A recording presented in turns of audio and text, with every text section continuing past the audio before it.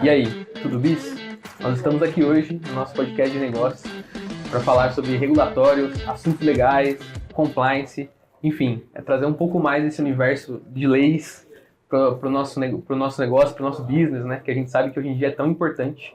E responder perguntas como: regulação atrasa a inovação? Muitas vezes as pessoas têm essa dúvida ali, né? Se a gente está restringindo algo porque a gente não quer que aquilo avance.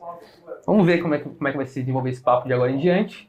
E para ajudar a gente com isso, a gente trouxe ele, que atua há 34 anos na área jurídica, no escritório Pinheiro Neto Advogados, onde é sócio desde 2001. Desde o início da sua carreira, tem trabalhado com temas como instituições financeiras, câmbio, cartões de crédito, seguros, fusões e aquisições, financiamentos e project finance.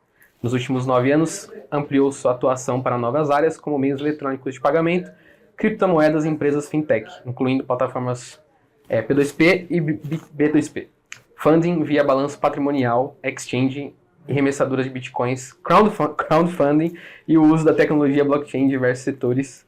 Me perdoa se eu falei algo errado. Seja bem-vindo, Bruno Balducini. Muito obrigado, prazer aqui estar com vocês. E para me ajudar aqui nesse papo, né, estou com a Suelen Cavalcante, nossa gestora aqui da área de compliance. Obrigado por topar bater esse papo também, Suelen. Prazer sempre meu. E é isso, vamos entrar um pouquinho nessa área de regulação. Comecei ali com uma provocação, né?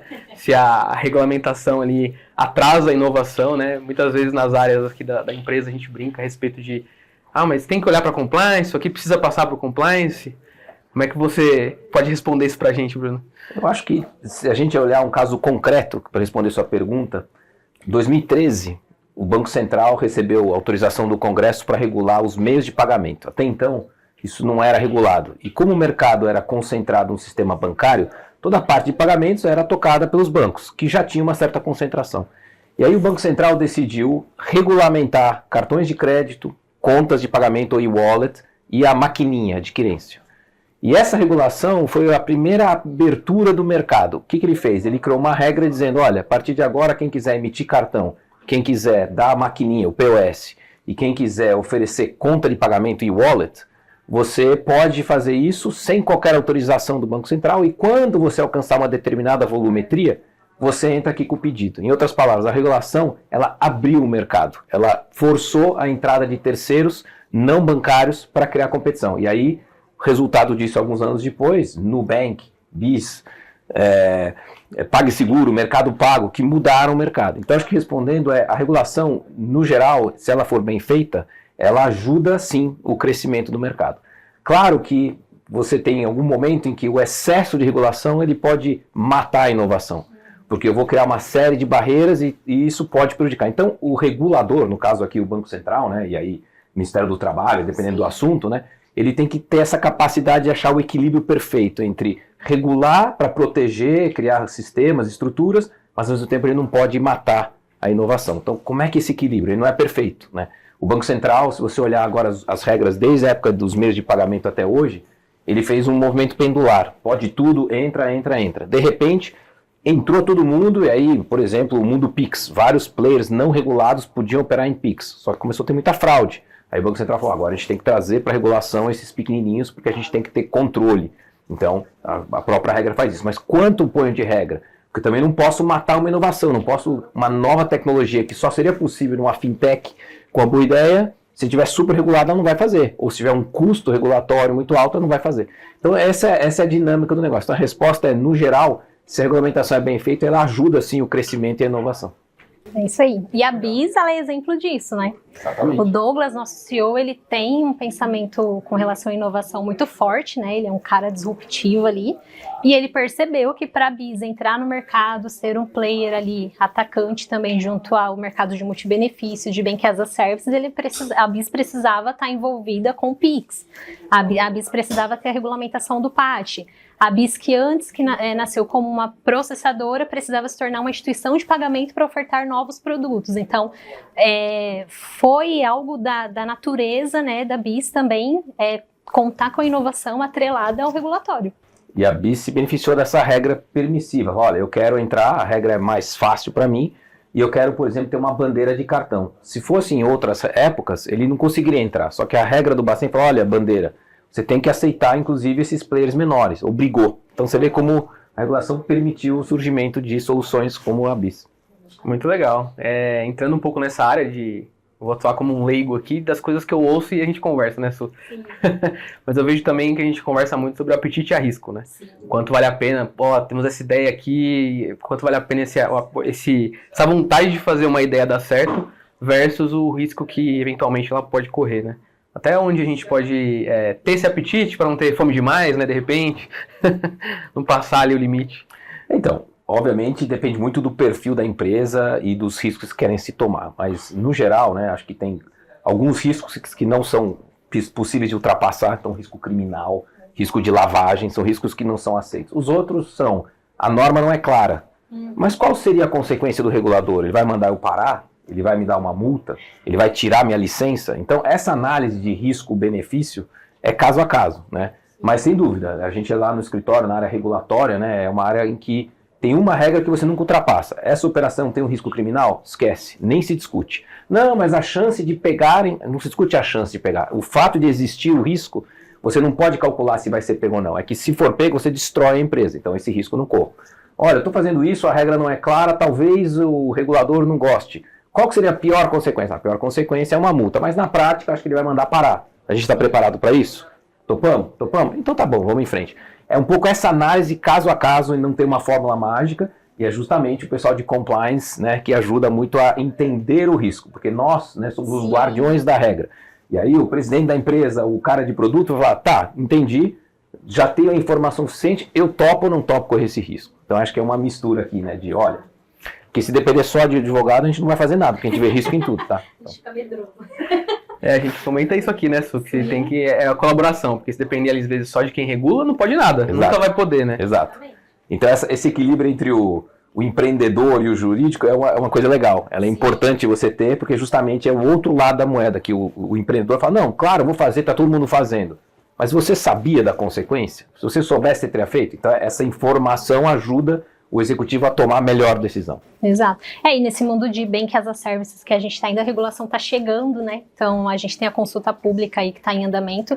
Muita coisa a gente não sabe, muita coisa ainda é achismo. A consulta pública, por exemplo, está dando o norte para a gente do que o regulador já entende como pode ou não pode.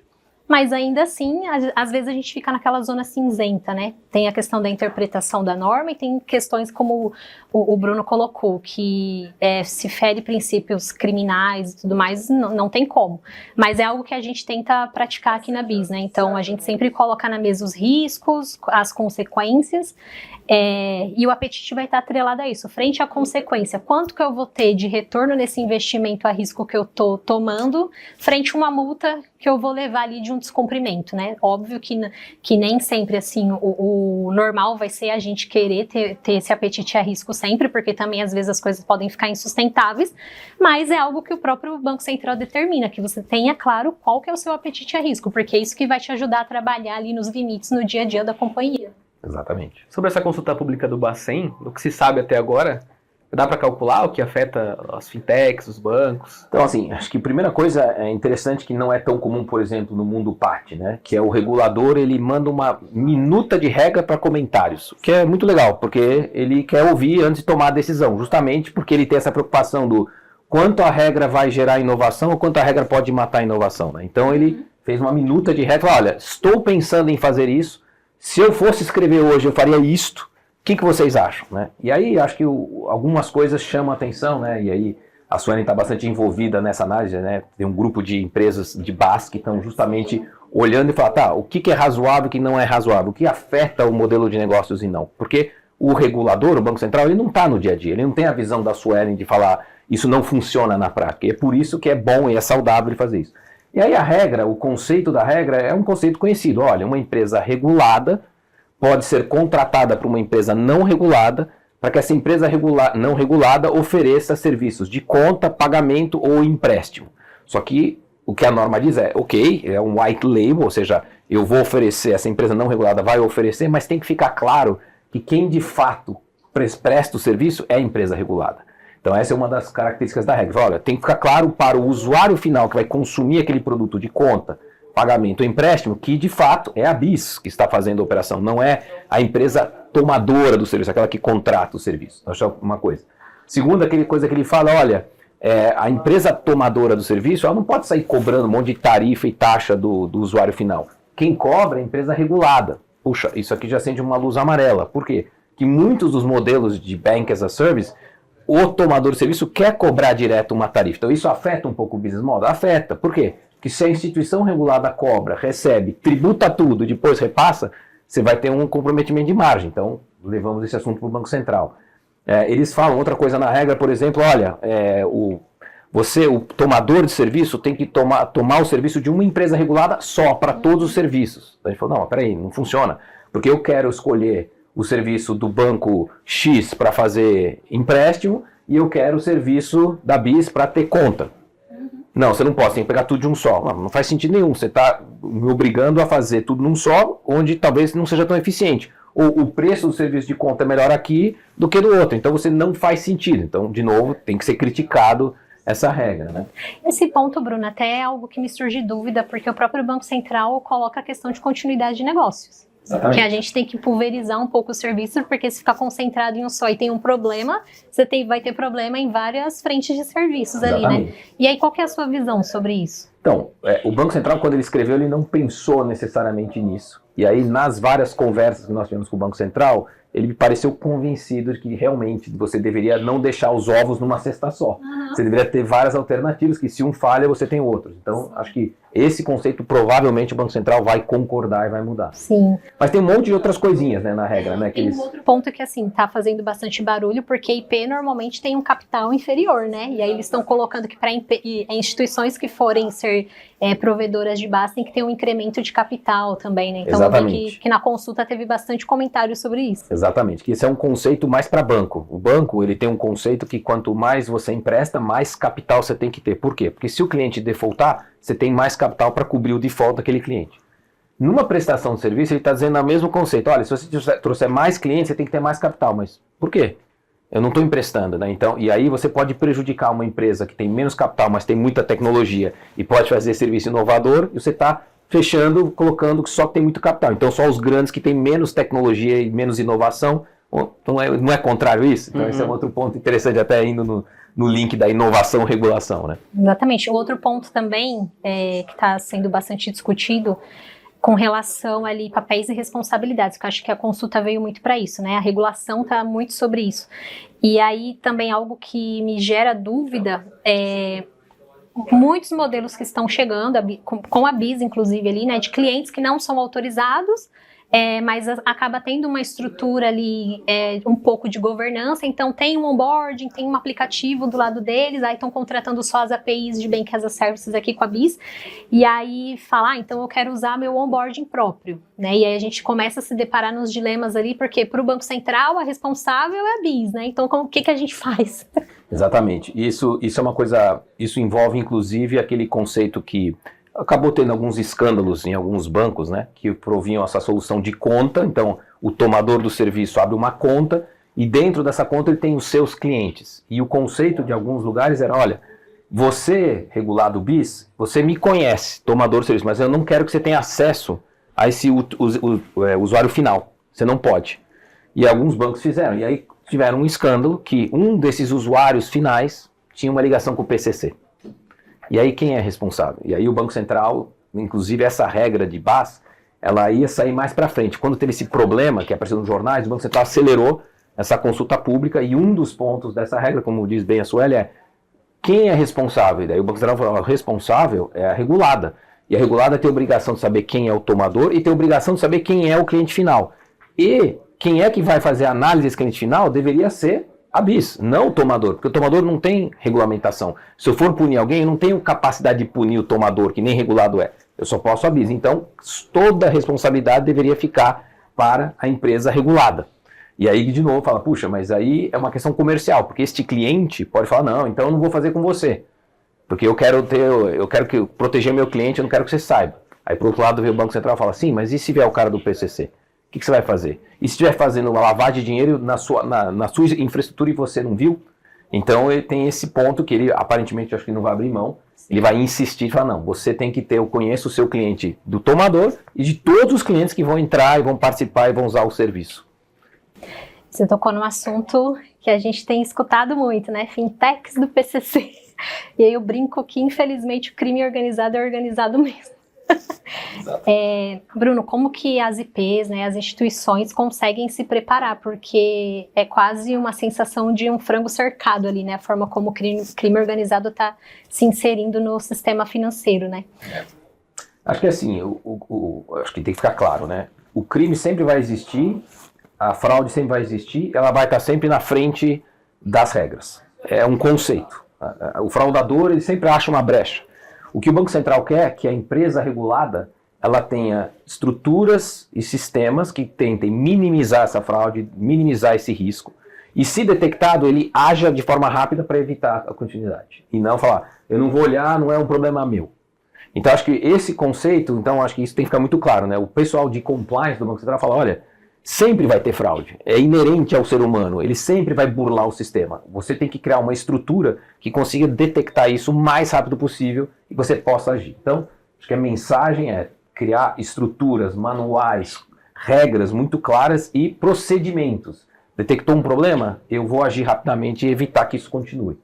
E não simplesmente falar, não é o meu problema, porque o problema é seu. Exato. Né? Entendeu? E você acha que precisa mudar algo com relação à inspeção, à atuação do Banco Central sobre isso, né? Porque, assim, na prática, né, a inspeção do Banco Central consegue, de fato, identificar esses níveis ali de procedimentos falhos, ou a própria atuação do COAF junto com o Ministério Público e tudo mais, para que a gente tenha ações mais próximas frente às denúncias que acontecem ali? Olha, infelizmente, né, tem uma realidade brasileira, né, que é o seguinte, lembra que teve uma entrada massiva de novos players, né, inclusive a própria BIS no mercado.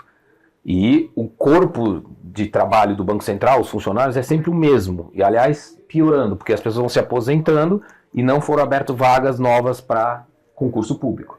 Então, na verdade, houve uma diminuição da estrutura. Então, de fato, eles não conseguiriam chegar em empresas que representam menos risco sistêmico. Eles estão concentrados nos grandes bancos, porque se quebrar um grande banco, a gente vai quebrar a economia. Se quebrar uma fintech, tudo bem, algumas pessoas vão perder, mas não tem o risco. Então, por falta de recurso, o Banco Central olha pesadamente nos grandes grupos que representam o risco sistêmico e olha por amostragem nos grupos, nas fintechs menores, porque ele, no fundo, não vai conseguir fazer previamente. Então, na prática, o que ele está esperando que aconteça? Ele vai fazer uma análise por amostragem, de tempos em tempos, mas quando detectar o problema, aí sim ele vai agir dizendo, tá bom, por que a gente não viu isso antes? Por que a BIS ou quem for falhou? O que deve ser feito para melhorar? Então é sempre um fato de correção. E aí, o que você deveria fazer daqui para frente? Então ele provoca as reguladas a vir com uma solução e mostrar para o Banco Central de como resolver esse problema. Porque, de novo, a fraude sempre vai estar na frente. Estava participando de um evento agora, não sei se tem exatamente a ver com compliance, né?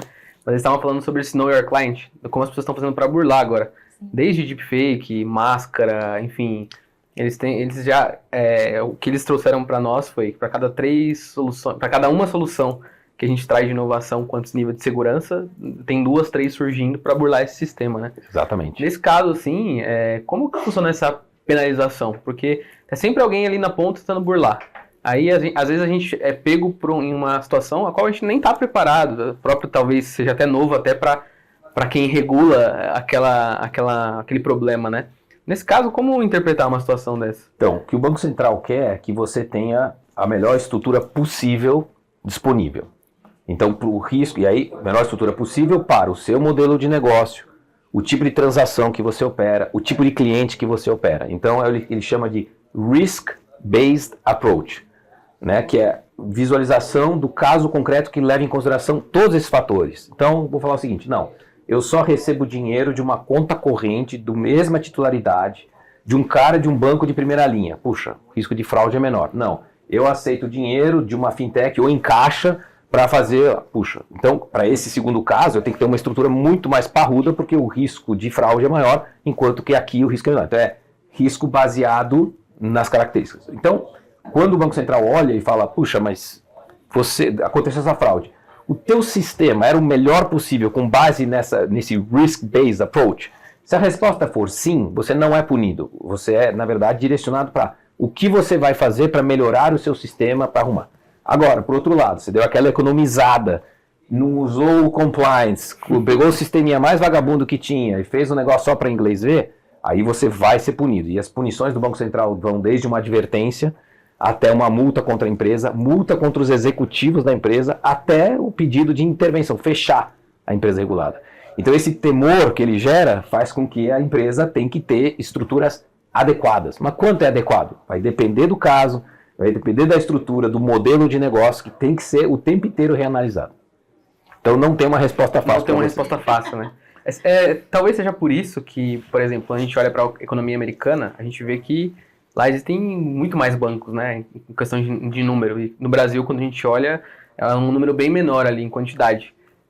Tem a ver muito com essa questão de regulamentação também?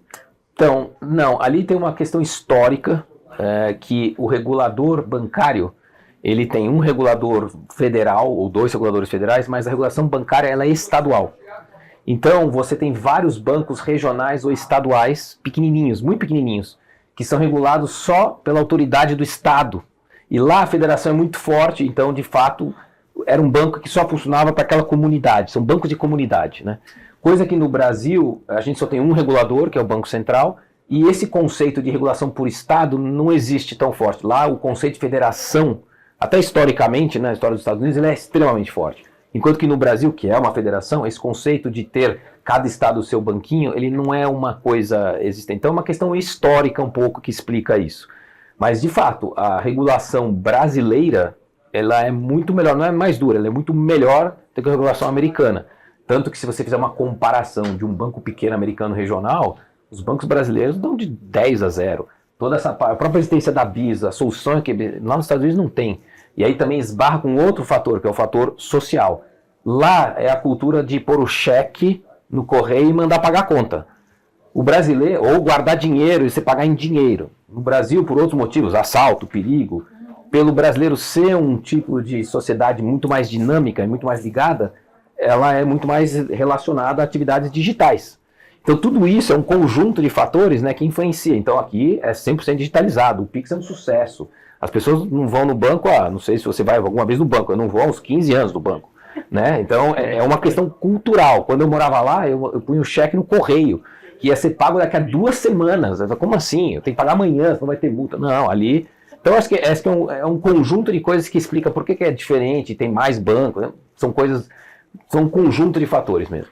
E eu respondo um pouco a primeira pergunta, porque aqui a gente tem uma regulamentação melhor, em compensação temos também avanços tecnológicos melhores, né? VideoPix e outras soluções que nós temos e o pessoal vem aqui aprender com a gente. Várias vezes eventos, tem muitos gringos aqui para aprender com as nossas soluções. Né? Nessa linha a gente tem um acordo com o Stanford University e eles tem um professor que faz de América Latina na área bancária, ele vem com um grupo de estudantes para o Brasil e vão visitando vários lugares, vão na boa e passam no escritório.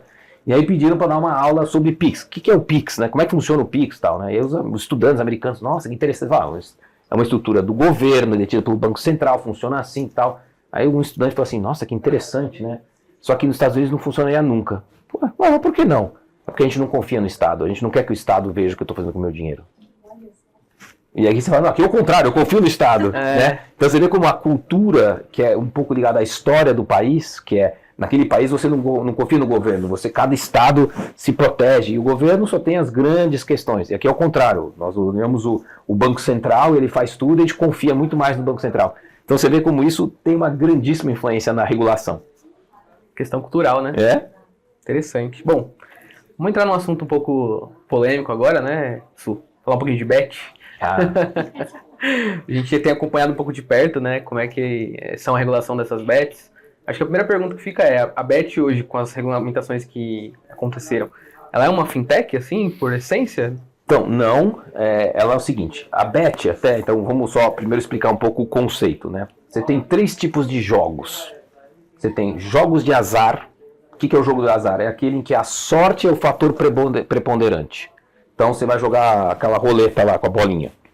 É pura sorte, não tem técnica.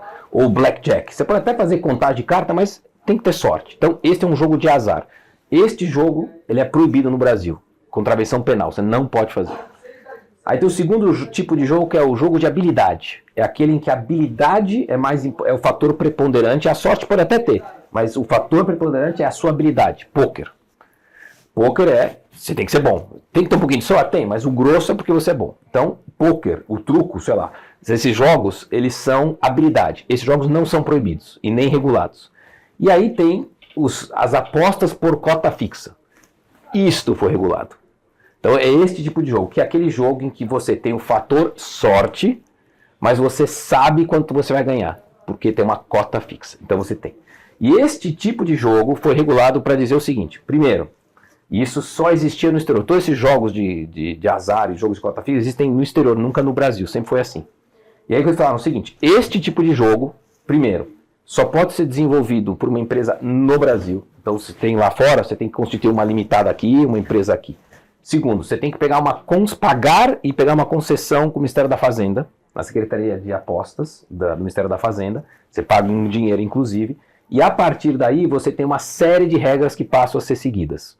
E as regras, elas são regras da Secretaria de Apostas, não são regras do Banco Central. Então, nesse aspecto, ela tem uma regra própria. Então, é como se fosse uma instrução de pagamento, uma IP, mas o regulador não é o Banco Central. Mas, o Banco Central participou bastante. Por quê? Onde está o risco de uma aposta?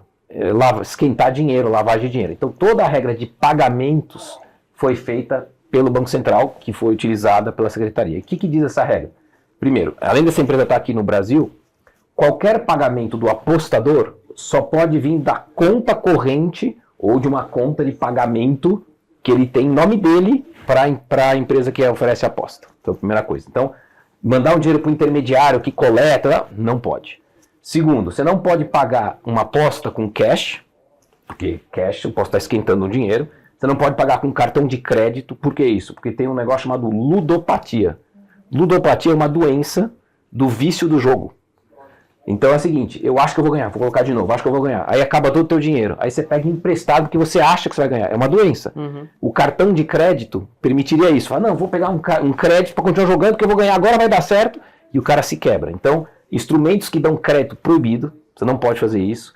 E também não pode boleto, coisa que você não consegue identificar. Tá? Então, não pode nem cash, nem instrumento de cartão de crédito com essa coisa. Só pode ter Pix, débito, cartão de débito, cartão pré-pago e dentro do próprio banco de uma conta corrente do apostador para a conta corrente da empresa de aposta. Então, o próprio Banco Central fala isso.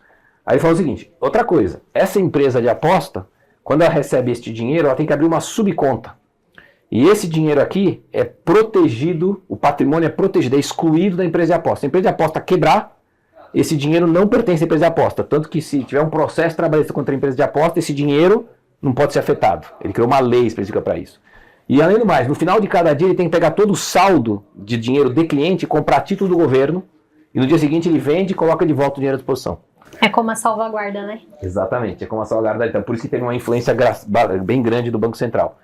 E aí, então, o que aconteceu é que hoje tem um grupo de empresas que tem que ter bastante dinheiro para pagar uma concessão. No geral, se você olhar o perfil das empresas, são empresas de grande porte, muitas estrangeiras, têm até listadas em bolsa, para você ter uma ideia. Então, são empresas muito sérias que entraram nesse mercado legitimamente para explorar isso, né? E aí, então, esse é uma coisa interessante, porque se você oferece conta de pagamento, você consegue ter uma solução para essas empresas, porque ela não pode ficar guardando dinheiro em qualquer lugar, né? Então, Bruno, tem todo um preconceito, né, do mercado com relação aí às bets, né? Como que essas empresas devem estar conseguindo quebrar esse preconceito já? Acho que, como em tudo na indústria, você tem os bons players e os maus players, né? E aqui, de fato, teve várias empresas que não são legítimas, que têm atividade ilegal, que participaram. Com a regulamentação do setor, ficou muito claro quem era quem, né? E aí, o joio do trigo. E aí, o que aconteceu? Quando a regra entrou em vigor, as empresas que estavam fazendo de forma ilegal continuaram. E aí o Banco Central e o Ministério da Fazenda começaram a ir atrás das algumas empresas, inclusive IPs e bancos que tinham essa base, e falaram, peraí, mas esse tipo de pagamento aqui está detectando que quando tem um jogo de futebol, tem um grande aumento de pequenos ticos. Aqui está aparecendo a aposta. Você tem controle do cliente final? Você não pode mais operar. Ele começou a fechar a porta. Então, aos poucos, esse mercado está se limpando e estão ficando só as pessoas sérias. Sim, embora já tenha as portarias ali que trate das penalidades, né, e tudo mais, tem acompanhado aí a CPI das bets, via a atuação do Galípio ali, o ponto de vista dele sobre a atuação do Banco Central frente à responsabilidade da SPA, né. O que não está tão claro para mim, não sei, talvez se é dúvida de mais pessoas ali do ramo regulatório e que trabalham em IPs, qual que vai ser a penalidade, né? Eu vi que lá na CPI das bets foram listadas 22 instituições que estavam operando bet legais, né? Foi constatado, mas qual que é a penalidade disso? O que se espera, né, que seja feito com relação a quem está permitindo esse tipo de ação? Então, você tem dois tipos de penalidade. Um é multas pecuniárias e a segunda é representação criminal. Por quê? Porque ele permitiria, por exemplo, uma lavagem de dinheiro. Lavagem de dinheiro é crime. Então, se ele continua fazendo isso e é comprovado que tinha crime, além de não poder fazer, ele está ajudando a lavagem de dinheiro. Então, tem o risco criminal, que é o pior dos riscos, né? E aí, efetivamente, ele funciona muito bem. Então, as consequências vão começar a aparecer agora, de fato. E interessante, né, que o que aconteceu, né? Quando esse mercado começou, as bets regulares começaram a perceber que começou a diminuir o volume das transações. Eles foram perceber, tinha algumas instituições financeiras pequenininhas de pagamento que estavam aceitando.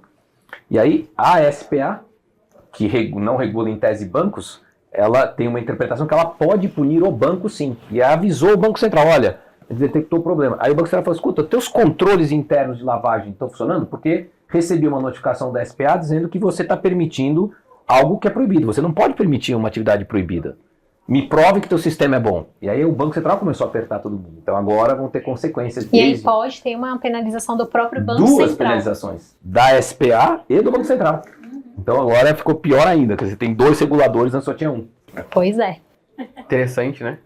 Eu lembro que antes das regulamentações das bets, tinham até teve até algumas polêmicas de elas estarem hospedadas em paraísos fiscais, etc. Com as regulamentações, esse cenário muda também? Obrigatoriamente eles precisam estar no Brasil? Então, só para deixar claro, né? Não é que estar em paraíso fiscal, ele não tem um problema em si. Paraíso fiscal é um nome que se dá de uma jurisdição que cobra menos imposto sobre a renda. Ponto. Então, estar num paraíso fiscal é algo natural se você quiser ter mais receita. Então, acho que tem que desmistificar. Tem várias empresas legítimas, vários bancos que têm filial em Cayman. Ué, não tem nenhum problema. Tá? Então, acho que esse é um ponto. Segundo a estrutura até então era essas empresas fora do país. E quem apostava, ele sempre tinha uma operação de câmbio. É que você não percebia que estava apostando na bet não sei o quê, mas por trás, juridicamente, era... Você entrega o dinheiro para um agente de coleta que chama EFX, regulado inclusive. Ele fecha um câmbio no final do dia, manda o dinheiro e faz a aposta. O que a regulamentação veio foi, olha, é o seguinte, se você quiser continuar operando, você não pode operar mais de fora, de Cayman, de onde você quiser. Você tem que criar uma empresa no Brasil que vai pegar a concessão e pagamentos em reais, via Pix, nada de dinheiro. Então ele fez isso, então ele trouxe, ele mandou domiciliar ou simplesmente não pode operar. Se alguém lá de fora estiver oferecendo aposta para o Brasil, isso é uma atividade ilegal. E aí poderia, inclusive, ter punição, punir no Brasil, chamar a polícia do outro país, enfim, usar porque seria ilegal. Então eles deixaram ilegais estruturas fora que ofereçam para brasileiros apostas. Interessante ouvir dessa maneira, porque quando a gente... aqui eu tô como o leigo no conversando, né? A gente ouve só, não pode. Ah, não pode porque... pessoal, né, estão aí bloqueando, aí você começa a entender ali, de fato, as soluções, né, do projeto, por que ele precisa ser dessa maneira e traz uma clareza, assim, faz total sentido. Por que não era assim antes, né? E não tinha nenhuma ilegalidade, tá? Agora, jogos de azar, isso sempre foi proibido. Então você não poderia jogar do Brasil um jogo de azar. Nunca pôde, porque isso tem no Código Penal um negócio chamado contravenção penal. Não pode. Ah, mas o que acontece? Por que eu consegui ir para Las Vegas e lá eu jogo? Porque você tirou o seu corpo do Brasil, você entrou numa outra jurisdição e estando lá você pode, mas não pode do Brasil, porque no Brasil é contravenção penal. Então essa distinção também é importante.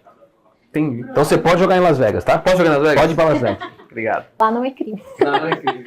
Ô Bruno, até uma pergunta polêmica, né? Jogo do bicho. O governo tem alguma previsão? Contravenção total. Mas tem alguma previsão de regular isso em algum momento, como as bets foram? Regular não, eu acho que cada vez fica mais claro que eles deveriam intervir, proibir mesmo e punir. Sim. Só que isso é uma coisa na linha do jabuti, né, na árvore e tudo, são coisas que estão historicamente na cultura brasileira. Sim. E aí como é que eu faço para pegar isso? Né? Então, Aí é uma questão de polícia, não é uma questão nem de E regulação. que a gente sabe que tem muito envolvimento, de novo, com crime organizado ali por Exatamente, trás, e muita lavagem de dinheiro. né? Exato. Então, e também corrupção, né? Não adianta dizer que não tem, é claro que tem corrupção. Então, é um conjunto de coisas que está muito embedado na nossa cultura, né? Outro dia eu estava lá no Rio numa reunião, daí o cara me entregou um folhetinho, né? No farol ali, estava indo para uma reunião. E ele falou assim, não, esse apartamento fica na vila não sei o que tal. E é o seguinte, na entrada lá da rua tem uma casa de jogo do bicho. Ninguém mexe lá, é super seguro. Então ele tava vendendo para mim um apartamento, porque como tem o cara do jogo do bicho, é super seguro porque bandido não mexe. A referência. É verdade. Então foi a referência que eu recebi, eu falei, Não é um batalhão da polícia, não. exato. Eu falei, pô, O interessante. valor ali tá invertido. Exatamente, eu acreditei, mas ele falou isso pra mim. Então só pra você ver como é cultural nosso. É verdade. Falando ainda em linha de punição, por exemplo, eu ainda recebo, vira e mexe, um SMS, alguma coisa, dessas bets hospedadas em URLs duvidosos, né? Como que o governo vai conseguir atuar nesse sentido para bloquear ou intervir nesses casos? Então, acho que é um conjunto de fatores. Um deles é técnico. O URL ele consegue ser bloqueado no Brasil. Os servidores brasileiros, quando detectam um URL proibido, que é denunciado, ele manda bloquear via as empresas de telefonia, ele consegue bloquear. Então essa é uma das medidas. A segunda medida esse dinheiro está vindo do Brasil de algum lugar. Ele está usando uma conta, está usando um agente. Esse agente está vendo que tem uma operação ilegal, ele deveria ter feito alguma coisa, então aperta o agente também. Terceiros, tem convênios internacionais com os países.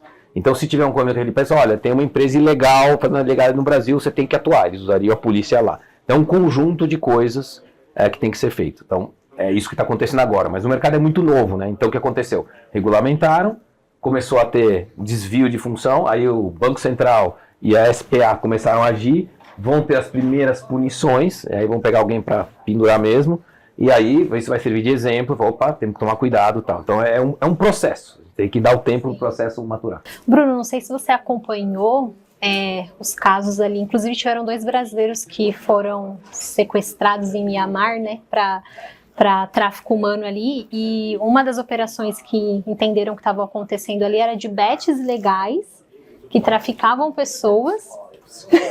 E aí colocavam essas pessoas presas em um call center com mais de 100 pessoas ali traficadas de diversos países para aplicar golpes. O foco era principalmente no Brasil, com relação a bets legais, bets não autorizadas. E aí várias pessoas perdendo dinheiro ali via Pix, porque tinha todo um aliciamento.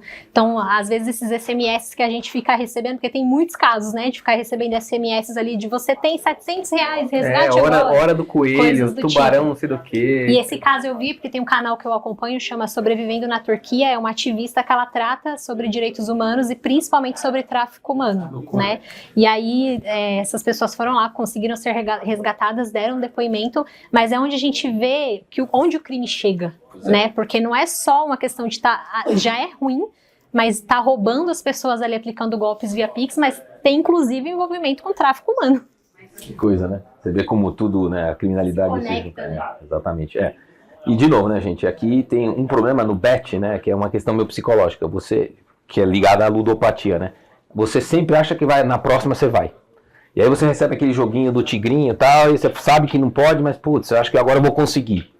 Né? Então acho que esse é um pouco uma questão de... E aí uma das regras da SPA é educação. É você levar à luz os problemas do jogo. De novo, não tem problema você jogar, é que nem bebida, né? Em tese é ruim beber, né? Nunca deveria beber. Né? Só que aí você tem que dar a cultura para a pessoa e falar, olha, beber em excesso faz mal, você não pode dirigir beber. É o mesmo conceito, olha, jogar tem seu lado bom, também tem seu lado ruim, então vamos educar. Então existe todo um processo que essa indústria está fazendo de educação, né? De levar a solução, controlar melhor, proibido menores, não pode aceitar dinheiro, não pode aceitar o Bolsa Família. Exato. Né? Para fazer jogos. Foi uma polêmica por um tempo, né? Mas não é meio óbvio, né? Poxa vida, E né? como que as empresas lidam, né, com isso? Como que a gente se prepara para lidar com a bet? Obviamente ali lidando com o trigo, não o joio, né? Mas ainda assim tem toda uma regulamentação a ser seguida, a IP também precisa se preservar, fazer suas validações. Então eu entendo que não é só olhar se a bet está lá no site das autorizadas, certo? Certo, acho que você tem que fazer uma análise do Know Your Customer mais pesada. Então essa empresa, quem é? Ela é uma empresa de grande porte, ela é listada em bolsa, ela tem presença em outros países, ela tem balanço auditado, então são coisas do jeito. Segundo, ela tem autorização da SPA? É ela mesma? Tá tudo certo? Tá tudo ok?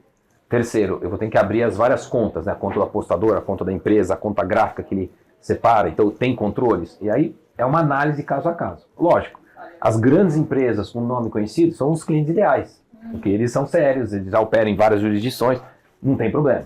O cara menor vai exigir um trabalho maior. Lembra o risk-based approach? É a mesma análise. Esse cara é um cara pequeno, pouco conhecido, eu vou jogar a luz em cima dele e vou criar mais regras e controles. Essa outra empresa aqui é a mais conhecida do mundo, listada em bolsa. Puxa, talvez eu possa ser mais flexível porque eles têm controles melhores, eu posso confiar mais. Então é um pouco essa análise caso a caso. Legal. Muito bom. Vamos mudar de assunto novamente. Vamos entrar no assunto de PAT agora, né? Opa. Tá um bem intrínseco aqui ao nosso negócio de multibenefícios e a gente sabe que a gente está passando por algumas mudanças também ali. Acho que... Entrar nesse assunto de fato, assim, né? Essa como vocês também têm gerou visto, burburinho, né, Bruno? como que nós aqui, né? No caso a gente como IP, mas eu sei que tem outras pessoas interessadas também, devem estar preparados para essas mudanças do PAT, né? Tem muita coisa falada e muita pouca coisa decidida, né? Então acho que existe uma grande especulação, né? Esse assunto, então, uma questão histórica, né? O PAT, quando o Banco Central passou a regular meios de pagamento, ele regulava o PAT. Ele chegou a regular principalmente as francesas em 2013. Tá? Então ele falou, você emite moeda eletrônica, tem que vir aqui e tal, e aí decidiu-se, o Banco Central acho que percebeu que o mercado, se ele fosse regular todo mundo, seria impossível, porque a infraestrutura deles não daria conta. Ele falou, olha, o mundo PAT fica fora do Banco Central porque tem um outro regulador, o Ministério do Trabalho lá, ele que deve regular esse assunto. Então o Banco Central tirou o corpo fora por entender que ele tinha que focar nas IPs de moeda mesmo, de dinheiro e tudo que era mais importante. E aí desde então é um vai e vem de assuntos e reclamações, e aí você tem um mercado que você tem incumbentes, você tem entrantes, que é natural essa competição e esse clash entre o cara que tem mais tecnologia, mas não tem mercado, o outro que tem um mercado e quer deixar fechado. Então tem várias alegações. Sim, e aí tem uma questão, quem é o regulador? É o Banco Central? Não é. Isso também é bem importante verificar. Então é um regulador que não tem a mesma infraestrutura do Banco Central, que talvez não tenha o mesmo conhecimento em pagamentos do Banco Central. Então isso também afeta muito a qualidade das normas. Então a gente teve vários decretos que foram alterando e foram falando algumas coisas que podem, não podem, você não pode dar rebate, e aí ele cria uma outra solução de milhagem, então agora não pode dar milhagem, ele vai apertando e vai mexendo, e aí ele criou lá duas regras que parecem um unicórnio. Você já viu o unicórnio? Eu nunca vi. Né? Então uma delas é a interoperabilidade entre arranjos. Tá, você tem que fazer interoperabilidade, um arranjo aberto com fechado. Como é que eu faço isso? Como é que eu interopero? E a segunda coisa é a portabilidade. Como é que eu faço isso? Assim, então, assim, temos que fazer. Não, lindo, maravilhoso, mas me explica. Então, tem essas regras jogadas no ar, que você tem que fazer, todo mundo se olha e fala, tá, me explica, vamos combinar? E combinar não tem, porque você tem os incumbentes que não querem fazer nada, os entrantes que querem, e tem essa briga, e o regulador não necessariamente sabe como fazer. Então, acho que, e nesse meio do caminho, criou-se uma pressão para que o Banco Central voltasse a regular, porque ele é competente, ele já tem tudo e tal, e o Banco Central falou, não vou regular, não tenho gente suficiente. Para piorar, ainda vou ter que começar a regular cripto, que o Banco Central passou a ser o regulador das PSAVs, prestadores de serviços de ativos virtuais. Ele falou, olha, eu já tenho tudo isso aqui, né? Mas eu vou levar para dentro tudo, isso não dá, eu não tenho como. Então ele tirou o corpo fora. Acho que o Banco Central é tão visto como referência que todos os outros órgãos querem que ele regule, porque os outros veem que funciona. Exatamente. E aí a gente começa a ouvir coisas, aí sim, um pouco mais sérias, isso já na época do Banco Central, quando eu regulava, que puxa vida, o PAT, o Vale-Refeição, todos os benefícios, eles são pré-pagos, né? É um dinheiro que você deixa à disposição, cujo uso é restrito para aquela atividade. Tá, então se você já está pré-pago, por que você liquida para o estabelecimento em 30 dias? E o modelo é um modelo histórico. Por que foi feito assim? Porque as empresas que começaram ficavam com o fluxo do dinheiro. Ok, esse foi o modelo de negócio, sempre foi assim. E aí os entrantes entraram seguindo esse modelo. Agora você vai cortar esse modelo? Você vai mudar agora? Durante anos você permitiu isso, né? Então já começa a ter um questionamento. E isso mexe bastante nessa mudança no produto, porque essas instituições normalmente trabalham com um produto que chama antecipação ali para o estabelecimento. Né? Então existe um outro produto voltado a isso que acaba sendo impactado com essa regulamentação. Né? Então o modelo de negócio se sustenta porque ele nasceu, um modelo que você tem o dinheiro antecipadamente, você paga para o estabelecimento depois, só que o estabelecimento precisa do dinheiro antes e eu antecipo. Então eu tenho várias linhas de receita. Exato. Uma das propostas não, então vamos fazer o seguinte, agora liquida em 2 dias. Na hora que você fizer, tem que liquidar. Isso ele desequilibra o modelo de negócio. Então, essa é uma coisa. Outra coisa que vem sendo dita, isso pode acontecer, é o que a gente chama de MDR, que é no mundo de cartão, que é o Merchant Discount Rate. Toda vez que você usa lá o seu cartão no estabelecimento comercial para fazer uma compra, aí no caso para ter uma alimentação, uma refeição, existe um desconto que a empresa credenciadora que vai pagar aquele estabelecimento depois de 30 dias aplica, né? E aí tem várias, quanto você cobra e tudo. E que o governo quer fazer, falando, eu quero colocar um limite de quanto você pode descontar para pagar o estabelecimento. Isso, de novo, pode afetar o equilíbrio econômico desse modelo de negócio. Ele vai continuar funcionando se você colocar um cap do MDR, então essa é outra discussão também que está no ar, que pode ser muito polêmica e que afeta muito o modelo de negócio. Então, vocês espertamente não fazem só isso, vocês têm um mundo de pagamentos e outros justamente para não ter todos os ovos numa cesta só, porque vai que vem uma regra dessa que acaba mexendo na capacidade de geração de receita, você não continua. Só talvez o grande, que tem um volume absurdo, consiga. Então, tem que se preparar para ver o que vem aí, né? Acho que o governo já voltou atrás com a questão desse PIX-PAT, né? Então, aí é outra coisa que foi, vamos fazer agora os pagamentos, esquece negócio de cartão, vamos pagar tudo por PIX. Qual que é o problema? O PIX, ele não tem um carimbo, o PIX é para uso geral. Então, se eu tenho que pagar uma alimentação e eu dou para o trabalhador um PIX, quem disse que ele vai pegar esse dinheiro e vai pagar na alimentação? Ele vai comprar pinga. Não pode. E aí eles tinham essa grande ideia de fazer o PIX-PAT e o PIX-VR, e aí falaram, tá, mas eu não, no PIX eu não consigo dizer, não posso pagar isso, não posso pagar aquilo, não funciona. Ele pode ser qualquer uso. Então, aparentemente, espero eu, desistindo, porque não funciona para esse modelo de negócio. É difícil encontrar sentido aí nessa proposta. Então, aí tem muita gente aí envolvida e muita gente talvez tenha o conhecimento necessário propondo coisas que não fazem sentido. Agora, Bruno, o quanto isso influencia a economia em si, né? Porque tem toda essa discussão, preço do alimento, inflação, tudo mais, e aí misturar essa questão do quanto os maiores cobram de taxa dos estabelecimentos e a diferença ali com relação ao novo mercado aí de benefício. Tem, de fato, esse impacto tão grande aí na economia? Então, aqui, na verdade, você tem que tomar muito cuidado com essas falas, porque cada um está defendendo o seu interesse, né? E uma coisa que eu já aprendi, que economista e papel aceita qualquer coisa, né? E aí você tem estudos que concluem que, de fato, isso causou 10% de inflação. Sério? Isso já existe há 40 anos, como é que causou 10% de inflação, né?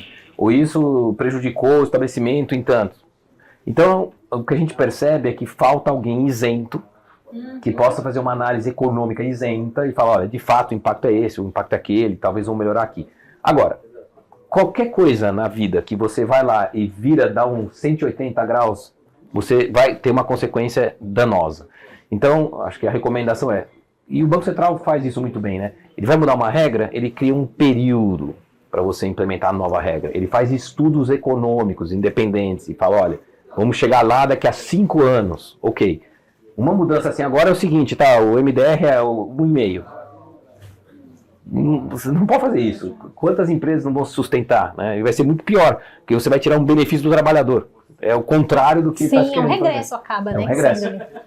E nessa linha também, até se você puder falar de um viés um pouco mais juridiquês também, por exemplo, a gente está falando que é o Ministério do Trabalho que faz a regulamentação, mas a gente vê várias declarações vindas de um canal político ali sobre essa regulamentação, de que algum político vai falar sobre a nova definição do PAT. Fica até confuso, né? Ficam dois canais de comunicação, né? É que aqui tem um pouco um apelo popular, né? E aí, quando você mexe com apelo popular e política, né? É fogo e gasolina, né? Então, acho que tem um monte de gente falando que, na verdade, nem faz sentido eles falarem. O fórum adequado é o Ministério do Trabalho, né? Não é o político. Qualquer mudança tem que vir através de leis ou decretos. Então, também não faz muito sentido essa fala. Então, é um pouco de excesso de populismo, né? É um pouco de fazer para a população dizendo, olha, vou te ajudar, vou fazer um negócio melhor e tudo. E também tem o lobby muito dos estabelecimentos comerciais, dos restaurantes, que é muito barulhento, e que cria tese, que vai quebrar todo mundo. Então, fica todo mundo fazendo muito barulho, né? E aí muita emoção entra na história e pouca razão para tomar uma decisão boa, né? Verdade. Infelizmente. Tem algumas outras regulamentações que não tende ao PAT especificamente, mas são tão importantes quanto, né? Uma das que estão para entrar é a NR1, que tem a ver com saúde e bem-estar, de responsabilizar a empresa ali, né? por uma carga horária extensiva. E para as instituições autorizadas entra muito na responsabilidade socioambiental, né? Exato. Então, em tese, né, o que o Banco Central quer nas empresas reguladas é que ele tem que observar as outras regras. Então, ele teria que, em tese, monitorar se a empresa que ele presta o serviço está seguindo a regra. Que aí você começa a se questionar, puxa, mas eu estou extrapolando o meu papel aqui. E aí, quanto a mais me custaria? Isso vai ser refletido no meu preço, entendeu? É um pouco complexo. E tem-se uma mania, né, que é uma coisa meio brasileira, não sei se você reparou, né, mas assim, você vai fechar um câmbio, o banco que fecha o câmbio tem que ver se você pagou imposto. Pô, mas a obrigação é do cara que tem que pagar, eu que tenho que ver. Então essa transferência do dever de polícia para o setor privado é uma coisa meio comum, né? Então isso também é uma coisa que é um pouco distorcida. Então isso acontece na área ambiental também. Teve um grande caso ambiental do Banco do Brasil, que ele foi condenado porque ele fez um empréstimo a uma empresa que fez uma poluição ambiental. Mas, puxa vida, eu emprestei o dinheiro e aí deu um problema ambiental, eu sou responsável? Como assim? Não faz ideia. Aí, de fato, reverteram, mas tiveram que brigar em juízo. Aí você fala, puxa, mas não deveria ter autoridade ambiental punindo a empresa e não o banco? Faz sentido isso? Então, é um pouco essa distorção de transferência de obrigações do Estado para o setor privado que está errado. Interessante. Bom, e acho que tem agora olhando para dentro, que a gente está olhando muito para fora, né? Como que a gente agora, não sei se a palavra certa é acolher, porque não é bem acolher, mas faz com que outras áreas se integrem também com compliance, né? Entenda a importância desse assunto. Ontem mesmo nós tivemos uma reunião super produtiva ali com a Vivian, do time da Sueli, a respeito de normativas ali, documentos normativos, né? A governança começa aí, né? A governança começa aí. E eu venho de um outro mercado que algumas empresas ainda, por exemplo, não tem natural essa parte do compliance, essa parte jurídica, mas eu vejo que cada vez mais está sendo presente em mais setores, em mais áreas, né? Como a gente faz, principalmente a gente no papel de liderança, né, de popularizar isso, né, de não parecer que é uma coisa de difícil acesso, né? Eu acho que tem duas coisas, né? No passado, o compliance era o cara que dizia não. Ele era entendido como o cara que só fala não. É o cara de compliance, não dá. Ele só fala não. E não é verdade. Na verdade, o compliance, ele tem que dar a luz da regra para que a administração tome uma decisão consciente. Então, acho que esse é o primeiro ponto, é desmistificar o papel do compliance. Acho que esse é. E o segundo a administração ela tem que entender compliance, ela tem que participar do compliance, porque daí ela cria um produto melhor, ela vai ter uma visão melhor de fazer. Então, são essas duas mudanças que são importantes. Então, isso que vocês fizeram de falar, deixa o cara de produto, o cara de compliance, com o legal, todo mundo junto, o resultado final é muito melhor. E não fala, putz, a pessoa de compliance, a só fala não vamos nem mostrar, vamos fazer sem contar. E aí que dá errado, porque as pessoas escondem do compliance, né? Sim. Bruni, acho que é a comunicação simples também, né? Porque a gente lida com normas o dia inteiro, termos o dia inteiro, então acho que isso acaba assustando e afastando as outras áreas. É um assunto muito chato, não quero saber. É verdade, isso é uma coisa cacoete de advogado, né? Você sabe que quando você faz escola de direito, estudo em direito, os professores te exigem a escrever termos como data máxima venia, né, sobremaneira, uma série de coisas, e lá no escritório, quando eu pego o estagiário que vem da faculdade, essas mais tradicionais, ele vem com essa linguagem rebuscada. Eu falei, olha, se você mandar isso aqui para um cliente meu, ele vai falar, não entendi o que você escreveu. Então é português simples, então a gente treina as pessoas para ter uma linguagem direta e simples, sem enrolação, sem ficar repetindo as coisas, porque o cliente não quer e nem tem tempo para ficar lendo um negócio desse tamanho, né? Então acho que a linguagem e comunicação, isso mudou muito, né? Acho que o compliance se reinventou, né? Ele teve essa consciência, falou, não, vamos fazer um negócio que todo mundo entenda, vou usar termo jurídico, o que vai ajudar o termo jurídico? Ninguém vai entender, só o jurídico e o compliance vão entender, né? Essa simplificação é determinante para mim. Eu sempre brinco que tem um episódio de The Office que o Michael Scott fala, me explica como se eu tivesse 5 anos. Exatamente. Várias vezes eu falo, me explica como se eu tivesse 5 anos, porque exatamente. São muitas normas ali, muitas coisas para entender, mas eu acho que a gente tem ido bem, né? Um exemplo que eu posso citar aqui interno, recentemente a gente teve uma ação ali para fazer em rede social, e eu que não tenho tanto conhecimento, quando eu olhei, falei, a Suelen sabe disso aqui? Vamos falar com o compliance ali, vamos ver se está funcionando, e eu acho que é isso, tem que tomar essa consciência para si, que algumas coisas precisam estar reguladas. E o fato de você ouvir essa informação, em algum momento você vai falar assim, será que pode isso? Você vai se questionar, e você vai acionar quando precisa o compliance na dúvida. É isso que precisa ter na empresa. E, de novo, o compliance não é para parar a empresa, o compliance é para proteger a empresa. Exato. Esse é o ponto. A gente tem que ser pró-negócio, porque o negócio precisa existir, né? Precisa render. E aí esse é o desafio que a gente tem ali, de fazer a empresa enxergar esse valor. Eu acho que na Biz aqui a gente caminha para um caminho muito bom sobre isso. O Douglas, acho que ele caminha bastante ali em paralelo entre inovação, produto e o regulatório. Então é legal porque é um CEO que ele tem essa visão do regulatório, ele lê norma. Mas o Banco Central fala isso, então eu consigo ter discussões de ponto de vista regulatório. Super importante. Super importante, né? Sinal que o CEO tá ligado nesse sentido. E lembrando que o Banco Central, em especial, é um regulador bastante sofisticado, né? Então, não dá para brincar, não vamos, tudo bem, não vai pegar. Ele pega. Então, aqui tem que tomar mais cuidado. E acho que você falou, quando vem a punição também, ela não é branda, né? Ela tem de acordo com ao acordo que acontece ali. Eu falei essa frase pro Douglas semana passada. Eu falei, quanto mais eu lido com o Banco Central, mais eu sei que eu não sei. É isso aí.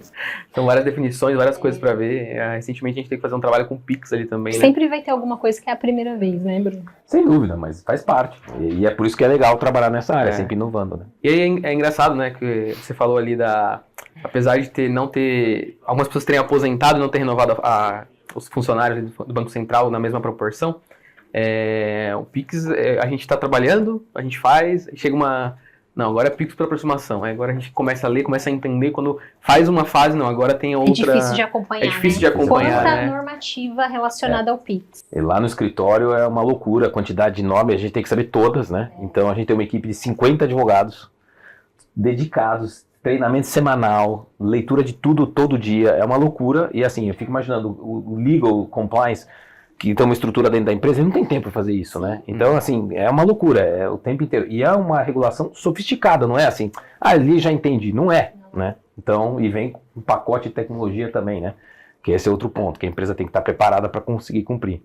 E levando um pouco para esse lance de tecnologia, né, justamente, quanto que a IA tem ajudado nesses casos, assim? Por exemplo, né, uma documentação do Bacen é confiável, eu através de um chat ali, resume para mim, deixa eu entender como é que isso funciona, ou até mesmo uma questão de um documento fiscal, pedir para uma ajuda ali para melhorar uma tese, quanto que isso já tem colaborado no dia a dia? Lá no escritório a gente testa quase todas essas soluções de IA para revisão de documentos, resumo, análise e regulatório. O que a gente percebe é que a grande maioria dessas IAs são estrangeiras e o repertório delas não é brasileiro. Então, na área regulatória, é muito perigoso, porque eles literalmente dão uma viajada. Você pede um negócio e te responde com uma norma, cita, quando você vai ver, não existe nada. Ele fumou alguma coisa lá e saiu um negócio tortaço, né? Então, acho que assim, na área regulatória é muito perigoso usar ainda, a gente não tem nada confiável, e aí é um perigo. Você tomar uma decisão achando que falou a coisa certa errado, para nós que prestamos serviço para um cliente, como é que eu posso fazer isso? Então, a gente usa muito pouco o IA. Agora, em serviços financeiros, em serviços de pagamento, a gente cada vez mais vê essa integração do IA para execução de uma atividade. Então, esses assistentes WhatsApp que vão fazer um pagamento, que vão decidir fazer uma compra. E isso a gente começa cada vez mais a ver a inteligência artificial entrando nesse mundo, tá? Então, isso é uma realidade que não volta mais. Eu tenho a mesma percepção. Eu uso muito, sou super a favor e adepta, mas parecer regulatório impossível se basear em IA. Ainda bem, né? Nem precisa contratar, né? Você não imagina, a pessoa? Como é que eu vou fazer para pagar o aluguel lá? Do prédio? Aí não dá certo, né? Ainda falando dessa parte de IA, o quanto também ela é confiável em duas coisas, né? Primeiro, não sei se vocês viram recentemente agora, que saiu que a IA mente, né? Porque a última atualização, ela estava bajulando as respostas. Então, mesmo que você confessasse um crime ali, ela ia falar, não, mas talvez você tivesse seus motivos. Porque ela, através desse aprendizado que ela tem, ela entendeu que quando as respostas são mais positivas, tende a conversa continuar. Quando elas são negativas, a pessoa encerra a conversa. Então, eles até voltaram uma atualização para se tornar menos bajulativa, mas você vê o quão volátil é o serviço ainda. E não só isso, né? Falando agora a nível de negócio, quão complexo sei lá, compartilhar. Ah, não, que eu tô só montando uma planilha aqui, mas tá colocando uma planilha com valores, com nomes de clientes. Então, como também isso é sensível para a empresa? Isso é extremamente sensível. Lá no escritório, a gente trabalha para muitos bancos, né? Em especial os americanos. A gente recebeu vários documentos dos escritórios americanos dizendo que você não pode usar um IA aberto. Se você quiser usar um IA, é um IA que só usa as informações. Por quê? Porque como nós temos informações sigilosas ou temos uma tecnologia, uma solução superior, na hora que você jogar no chat GPT aberto, você está dividindo uma informação, você estaria quebrando o meu sigilo profissional.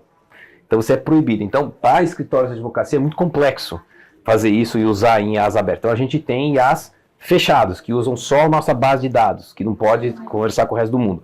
O que é bom de um lado, mas ele é limitado do outro, né? Então, porque o IA, em tese, é a beleza dele. Então, esse é o que eu acho que a conclusão hoje o IA é um instrumento de trabalho, ele auxilia nas decisões, mas ele não pode ser a solução do trabalho. Ainda não temos tecnologia suficiente, não tem regulação suficiente para usar. E pro lado de compliance, isso, de questão de validação de cliente, próximos contatos com o birô ali, você sente que isso avançou muito também? Ainda está engatinhando ou não? Já é mais confiável? Eu confesso que assim, eu tenho procurado algumas soluções que me ajudem, principalmente ali no background check, né? Porque ainda mais quando a gente caminhar para um volume maior, né? Como que as grandes companhias vão lidar com isso, já que tem a IA ali para ajudar. Mas não muda o fato de que o crivo final precisa ser nosso ali, para garantir ali que o que está sendo trazido, né, tá correto. Exatamente. De novo, é o instrumento de trabalho, ele não é a solução para o seu trabalho. E aí acaba sendo meio, né? Não vai ser meio. fim, né? Um dia talvez. Hoje não dá para você confiar nisso. Apesar que hoje nós conversamos aqui com a Vivian, que ela é voltado ali muito mais a customer, né? E a resposta foi que tá longe de ser fim. Ainda vai precisar de alguém pilotando, vai precisar de alguém verificando, os dados são imprecisos, mesmo com tanta tecnologia, ainda tem muita coisa... Acho que, assim, para coisa simples ela funciona bem. Então você recebe lá uma decisão de 500 páginas, peça um resumo, funciona bem. Você pede uma tradução de um texto, funciona bem. Agora, uma análise da conclusão legal daquele produto, não dá, né? Ou uma negociação, não existe, não tem ainda tecnologia suficiente para isso. Então, de novo, é um processo. Como eu me aposento daqui a 10 anos, espero que até lá eu consiga sobreviver. Né? Não ser substituído por IA. Mas tem a preocupação do outro lado agora também. Não sei se vocês viram, tem um tempinho essa notícia já, que uma lei no Rio Grande do Sul foi aprovada na Câmara, e depois que aprovada, o escritor da lei falou que ela foi 100% feita na IA. Então também, o nosso crivo está baixo, a gente não conseguiu detectar a inteligência artificial, né? Como que funciona também lidar com isso no dia a dia? Eu tenho 2 filhos que estudam e nadam nos Estados Unidos, são nadadores estudantes, né? E lá, obviamente, essa geração é a geração do IA, né? ChatGPT está em tudo que é lugar. E eles fazem provas e trabalhos, e agora, quando eles submetem, os professores da faculdade usam um sistema para detectar se o trabalho foi feito primordialmente por IA ou se foi feito por uma pessoa. Então, você vê que eles criaram um sistema para detectar IA. Muito bom. Então acho que ali faltou o sistema para detectar. Ali faltou o sistema, né? Acho que um outro caso que eu vi, um juiz, que ele aumentou a produtividade dele assim exorbitante. Era 60 a 50 processos mês, ele foi para 500. Usava IA? E usou IA para dar as sentenças.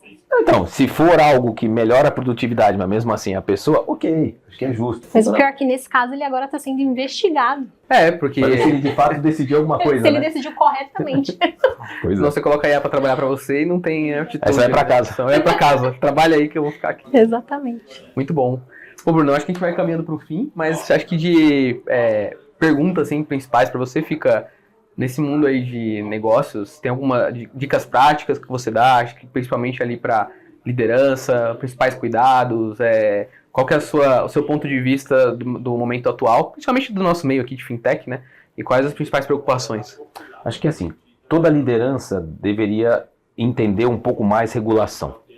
Eu sei que mas isso aqui é só coisa de advogado, não é verdade. Acho que liderança, compliance e regulação deveriam andar juntos, principalmente em áreas reguladas, que nem aqui, é o IP com regulador, com uma série de consequências que podem ser muito ruins. Então, acho que esse conceito do eu sou líder, mas eu só olho o negócio, isso é uma visão, acho, errada. Ela deveria ser uma visão mais, ok, eu olho o negócio, mas o que diz este outro lado? E a pessoal de compliance deveria ter isso, tá bom, mas o que é o produto? Como é que eu faço para ajudar para chegar lá? Então, eu acho que tem que aumentar essa integração, em vez de falar, não, eu faço uma coisa, você faz outra. Então, acho que esse é o conceito, o líder que tem essa flexibilidade é o melhor líder. Aqui na BIS, né, a gente colocou na nossa meta diária, né, na meta da BIS, todas as áreas precisam ser responsáveis pelos riscos mapeados da área. E isso tem ali uma porcentagem, né, ainda que pequena, mas vai penalizar o líder que não olhar para esses riscos e mapeá-los, né? Exatamente. Então já é uma maneira de a gente começar com essa iniciativa, né? Boa liderança. Boa liderança, ponto para liderança. E tem algum assunto que você queria falar, que a gente não abordou, que você gostaria de comentar? Acho que assim, uma coisa que a gente tem que deixar no radar, ainda um pouco cedo, é tipo na linha do IA, né?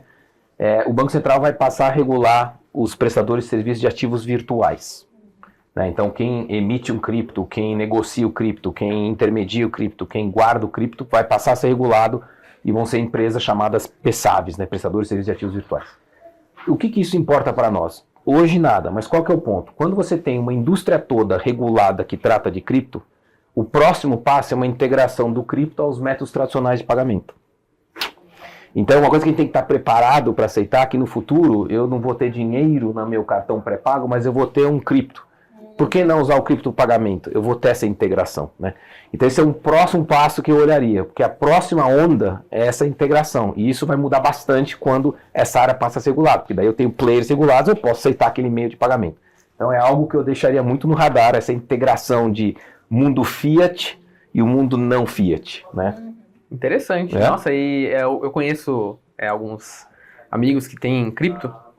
A preocupação de muitos deles é não, porque eu uso a carteira tal, porque não é rastreada, porque a carteira não tem essa... tal dado eu não preciso inserir, então quer dizer, isso também vai acabar também, porque a empresa regulada vai ser obrigada a fazer o Know Your Customer, ela vai ter que ser obrigada a reportar a operação suspeita, ela não vai aceitar dinheiro que não foi declarado. Então por isso que esse método de pagamento cripto, ele vai um dia aderir ao método tradicional de pagamento, é natural. Caramba, interessante, né? Então a gente deixa também de ter essa circulação de monetária em Deep Web, em Dark Web, né? Essas vão ser as ilegais que não vão poder entrar nesse mercado. Interessante. É isso. Tem alguma indicação de livro, outro podcast, algum perfil para seguir? Se você quiser compartilhar algo particular seu também, para o pessoal acompanhar. Infelizmente, no mundo regulatório, de Banco Central, ele é tão dinâmico que se eu indicasse um livro, amanhã já não vale mais, né? Então essa é uma grande dificuldade que a gente... ver no escritório e vários falam assim, pô, você não tem um livro para aprender? Eu falei, putz, não tenho. Eu não tenho, eu adoraria, tá? Você não quer escrever um livro? Eu posso até escrever um livro, vou me matar, né, de escrever o livro, e depois no dia seguinte vou ter que me matar de novo para atualizar e vai ficar essa coisa constante, né? Então é muito difícil ter um lugar único tal. Um ponto que, assim, quem quer mexer na área regulatória de pagamentos, o site do Banco Central é muito bom. Ele tem bastante coisa, tem bastante material, vários vídeos, e o Banco Central se modernizou também. Tem vários vídeos no YouTube explicando, você quer entender o que é o Pix garantido? Vem cá, e você assiste o vídeo, é um bom conteúdo, né? Então, essa é a dica que eu falo para quem quiser entrar nessa área regulatória. De fato, ouvir, estudar, mas não tem muito como se basear em livros, porque a regulamentação é extremamente dinâmica. O que é bom para mim, né? Não posso reclamar. Sim, verdade. Na própria internet tem um conteúdo do designer que ajudou a fazer essas melhorias no site do Bacen. E é muito legal que ele explica também, né? O quanto ele teve ali de trabalho junto aos órgãos reguladores para falar, aqui vai ser mais dinâmico que seja assim. Muito legal. Acho que a gente, de forma colaborativa, né? A lei vai puxar para um lado, a inovação vai puxar para o outro e vai se encontrar em algum lugar no meio do caminho. E eu acho que isso é muito importante, né? É isso aí. Acho que é isso. Muito obribado, Bruno, pela sua participação. Um prazer falar com vocês. Muito obrigado também pela sua participação. A gente tem uma lembrancinha para te dar. Muito obrigado. Uma Giovana aqui para te entregar. Opa, nossa senhora, lembrançona, né? Espero que você goste de café. Obrigado, adoro café. Então tem um café especial para você, muito obrigado, muito obrigado mesmo. Uma prensa francesa. Eu tô vendo. Nossa, vou usar hoje mesmo. Bom, muito obrigado. Viu? Para vocês que acompanharam a gente até aqui, muito obrigado. Fiquem ligados no canal para os próximos episódios. Valeu.